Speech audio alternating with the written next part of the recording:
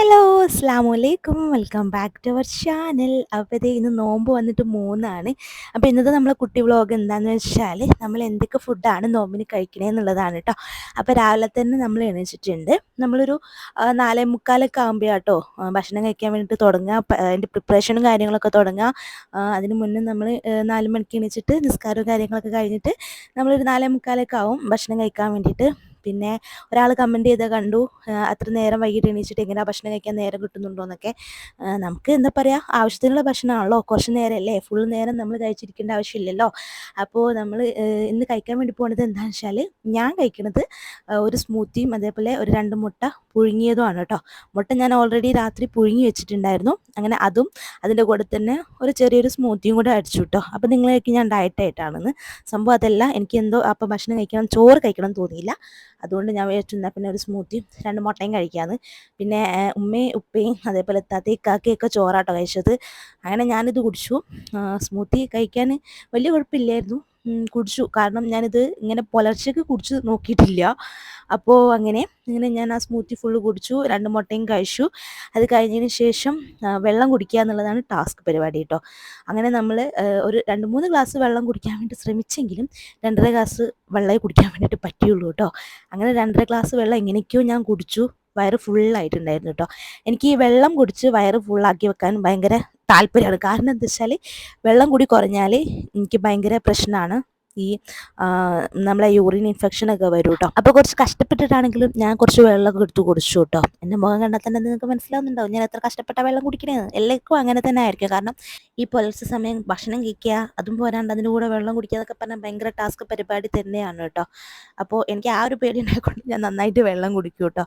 അങ്ങനെ നമ്മളെ വെള്ളം കൂടിയൊക്കെ കഴിഞ്ഞ് നമ്മൾ നേരെ പോയി കിടന്നുറങ്ങി കേട്ടോ, നിസ്കാരം കാര്യങ്ങളൊക്കെ കഴിഞ്ഞിട്ട്. പിന്നെ നോമ്പായതുകൊണ്ട് തന്നെ നമ്മളെ ഭക്ഷണ പരിപാടി അവിടെ കഴിഞ്ഞിട്ട് പിന്നെ നമ്മളെ ഭക്ഷണ പരിപാടി തുടങ്ങുന്നത് മഗ്‌രിബിനാണല്ലോ.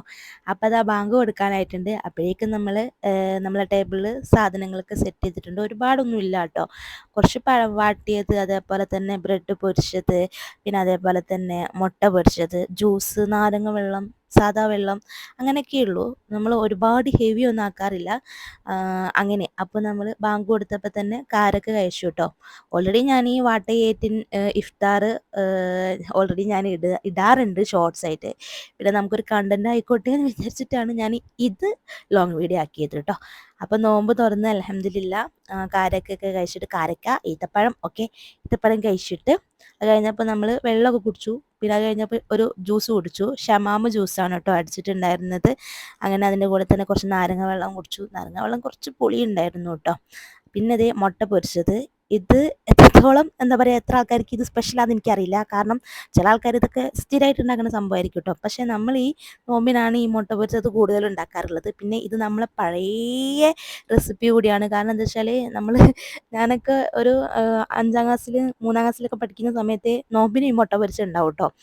മുട്ട പൊരിച്ച് കഴിക്കാൻ നല്ല രസമാണ്. മുട്ട നമ്മൾ സാധാരണ പുഴുങ്ങിയിട്ട് അത് കുറച്ച് മുളകും മഞ്ഞളും ഉപ്പും കൂടി കൂട്ടിയിട്ട് എണ്ണയിലിട്ട് പൊരിക്കുന്ന പരിപാടിയാണ് കേട്ടോ. അതിൻ്റെ കൂടെ മുട്ടയ്ക്ക് ഒന്ന് കുറച്ച് വരയും കൂടി ഇട്ട് കൊടുക്കും കേട്ടോ. പിന്നെ അതെ ഇവിടെ സ്നേഹപ്രകടനമാണ് നിങ്ങൾ കണ്ടുകൊണ്ട് നിൽക്കുന്നത്.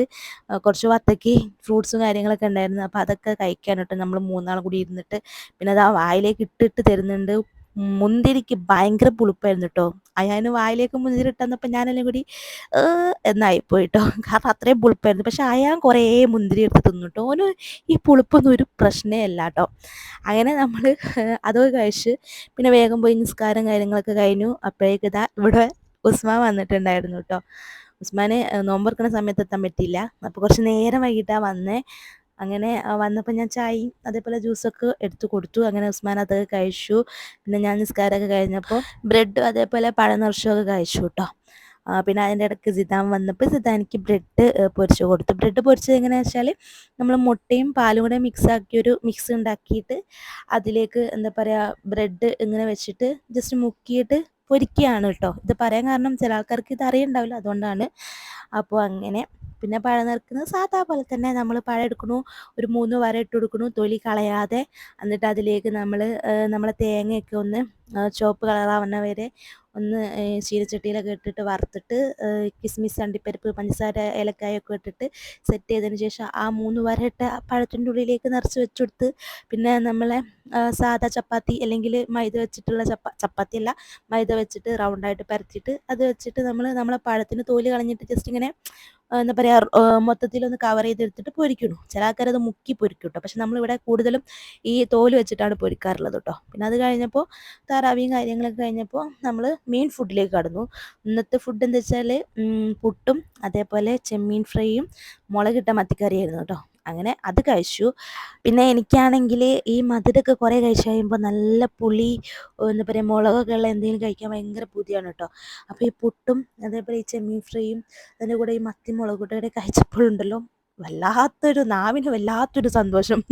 അങ്ങനെയായിരുന്നു കേട്ടോ. നിങ്ങൾക്ക് അങ്ങനെയാണെങ്കിൽ കമൻറ്റ് ചെയ്യാം കേട്ടോ. ഈ മധുരം ഒരുപാട് തിന്ന് കഴിയുമ്പോൾ വേഗം എനിക്ക് ഇങ്ങനെ പുളിയും അതേപോലെ മുളകും ഒക്കെ ഉള്ള എന്തെങ്കിലും കഴിക്കണം എന്നാണ്. അങ്ങനെ ഞാനത് കഴിച്ചു. നല്ലൊരു സുഖം കിട്ടി അത് കഴിച്ചപ്പോൾ കേട്ടോ. പിന്നെ അതിൻ്റെ കൂടെ ഒരു കട്ടനും കൂടെ കുടിച്ചു. ഇതൊക്കെയാണ് നമ്മൾ നോമ്പിൻ്റെ സമയത്ത് കഴിക്കുന്നത്. അപ്പോൾ നിങ്ങളൊക്കെ എങ്ങനെയാണെന്നുള്ള കമൻറ്റ് ചെയ്യുക. ഈ വീഡിയോ എത്ര പേർക്ക് ഇഷ്ടപ്പെട്ടു എന്ന് എനിക്കറിയില്ല. ഇഷ്ടപ്പെട്ടവരാണെങ്കിലും ഇഷ്ടപ്പെടാത്തവരാണെങ്കിലും കമൻറ്റ് ചെയ്യാം കേട്ടോ. എനിക്ക് കഴിയണതും നോമ്പ് 30 വ്ളോഗ് എടുക്കണം എന്നാണ് ഇൻഷാ അള്ളാ പറ്റുമെങ്കിൽ. അപ്പോൾ അങ്ങനെയൊക്കെയാണ്. അപ്പോൾ വീഡിയോ ഇഷ്ടമായവരുണ്ടെങ്കിൽ ലൈക്ക് ചെയ്യാനും അതേപോലെ ഷെയർ ചെയ്യാനും സബ്സ്ക്രൈബ് ചെയ്യാനും വേണ്ടി മറക്കണ്ട. അതേപോലെ നിങ്ങളെ വീട്ടിലൊക്കെ എന്തൊക്കെ സ്പെഷ്യലാണ് ഉള്ളത് എന്നുള്ളത് കമൻറ്റ് ചെയ്യുക. അപ്പോൾ എന്തായാലും അത്രയേ ഉള്ളൂ. ഇൻഷാ അള്ളാ ഞാൻ അടുത്ത വീഡിയോ ആയിട്ട് വരാം. അതുവരേക്കും tata bye bye, see U.